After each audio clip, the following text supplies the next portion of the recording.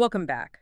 So we've got some really compelling, pretty unsettling material today, digging into the Sarah Finch disappearance again. Right. We're looking at it through a slightly different lens this time, based on the sources. Exactly. Listeners have pointed us towards this audio source about a potential survivor, someone named Eva Monroe, and we want to see if her experience sheds any light, finds any connections to what might have happened to Sarah. So the idea is to really dissect Eva's story, see if there are echoes or overlaps with Sarah's case that maybe haven't been fully explored. That's the mission for this deep dive. Can we pull out any key insights from Eva's narrative that might help us understand Sarah's fate? It's like a comparative analysis, essentially, looking for those patterns, those shared details that might point to, well, maybe a shared perpetrator or circumstance. Okay, so let's jump into Eva Monroe's story. This was back in 2017. Yeah, 2017.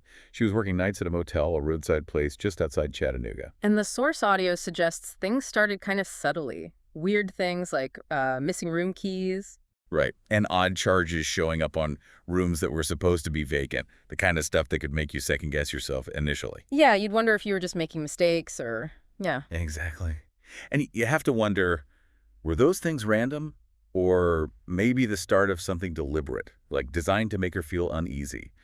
Does that resonate with anything early on in Sarah's case? Any minor weirdness?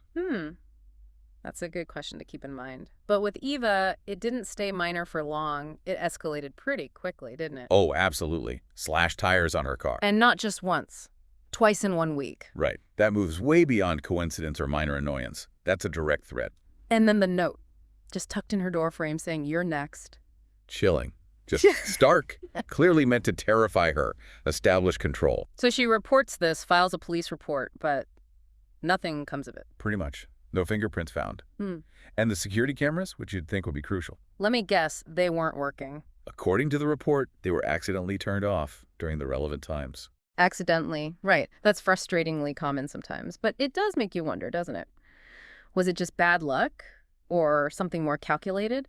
Did Sarah's case have any similar roadblocks with the investigation? That's definitely worth revisiting. Yeah. But the Eva story gets even stranger. Yeah, this next part is really bizarre. About 3 weeks after the note, she wakes up one morning. And her bedroom window is open. Right. Open window. But nothing's stolen. Her wallet's there, valuables, nothing taken. Which rules out a simple burglary, Totally. But something was left behind. A single glove.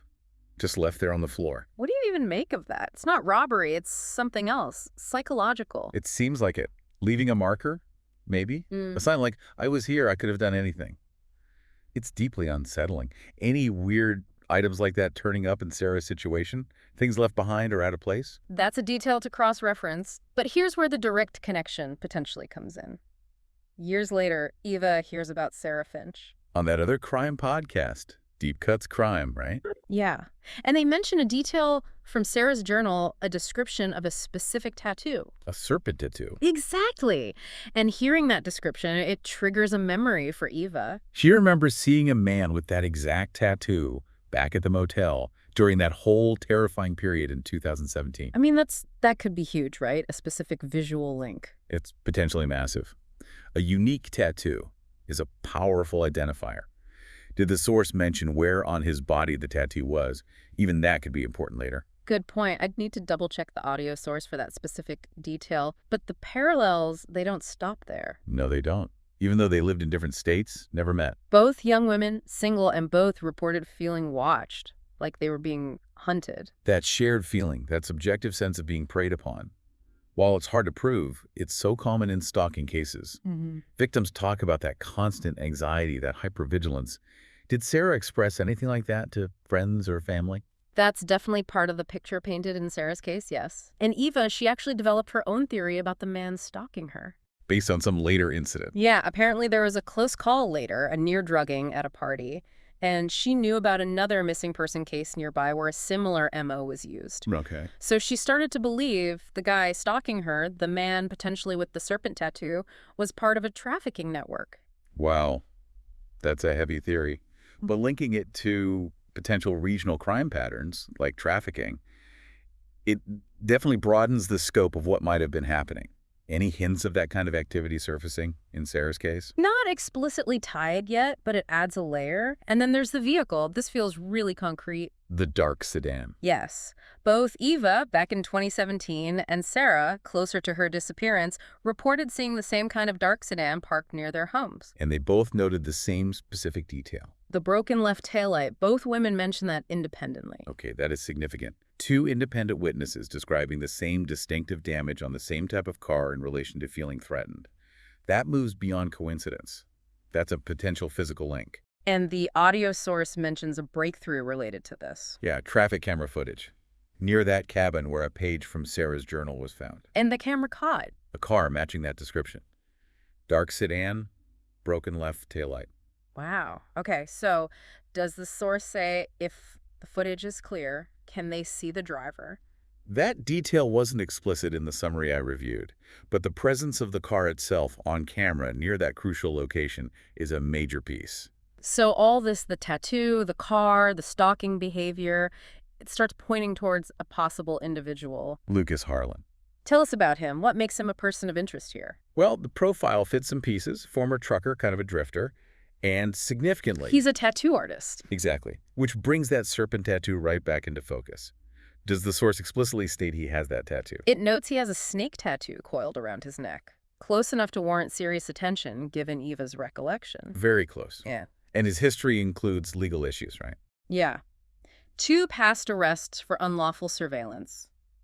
That lines up with the stalking behavior Eva described. It certainly shows a pattern of concerning behavior. And then there's that really disturbing accusation, alleging he held a woman in his trailer for, 48 hours? Yes. Now, the charges were apparently dropped because the woman recanted her statement. But the accusation itself is alarming. Extremely. And recantations in situations like that can be complex. Yeah. Fear, coercion. Right. It doesn't automatically mean the initial accusation was false. We don't know the circumstances. But here's the truly chilling part.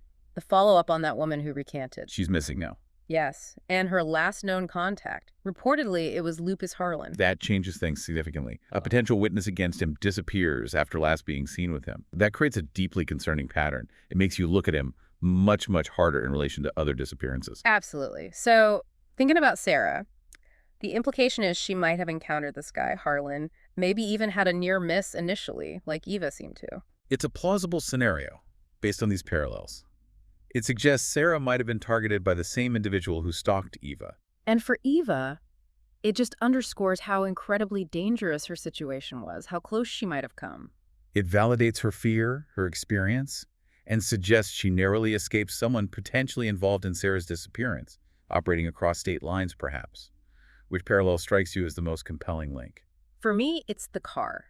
That specific broken taillight, reported independently by both women, that feels like solid ground. But the tattoo connection is obviously huge, too. Agreed. And it really shows why Eva coming forward, sharing her story, is so incredibly important. Definitely. Her experience, which might have seemed isolated to her, could be the key to connecting dots in Sarah's case. Maybe others, too. It's the power of survivor testimony, isn't it? Sometimes these seemingly separate incidents are pieces of a much larger, darker puzzle. Her courage could genuinely help uncover the truth. Does it make you think about encouraging others in similar situations to speak up? Absolutely. It's crucial. Now, the audio source is clear. The police haven't officially named Lucas Harlan as a suspect in Sarah's disappearance. Right. He's a person of interest, certainly being watched closely by the podcast community and likely investigators, but not formally named yet. It's still developing. And the source also just touches on another angle, the digital one, Sarah's laptop being wiped clean. Yeah, but cyber sleuths are apparently trying to recover fragments. Hidden chats, maybe deleted audio logs, things like that. We won't dive deep into that today, but it's clearly another important layer to this whole mystery. What questions would you hope that digital trail might answer? Oh, potentially crucial ones. Who was she communicating with? What was her state of mind? Were there hidden interactions that could point towards Harlan or someone else? Deleted data often leaves traces. So wrapping this part up, the big takeaway really is the sheer number of striking similarities between Eva Monroe's terrifying experience and Sarah Finch's disappearance. Especially the car, the potential tattoo link, and the emergence of Lucas Harlan as someone with a relevant history and concerning connections. It strongly suggests these aren't isolated events. There seems to be a very real possibility of a common thread, potentially Harlan, linking these cases. And it really highlights how bringing together these different accounts, Eva's near miss, Sarah's journal, the traffic cams, can build a much clearer, though deeply troubling picture. Eva's story gives context to the danger Sarah might have faced. Which leaves us with a really powerful thought, doesn't it? Think about how vital sharing these stories is. How public platforms can sometimes connect dots that official channels might miss because cases seem separate on paper. Absolutely. It makes you wonder what other bits of information, seemingly unrelated cases or experiences out there, could actually be part of a larger pattern, if only they were brought together and looked at in the right way. It's a sobering thought, a real reminder to stay vigilant, and maybe of the power we have collectively just by sharing and listening.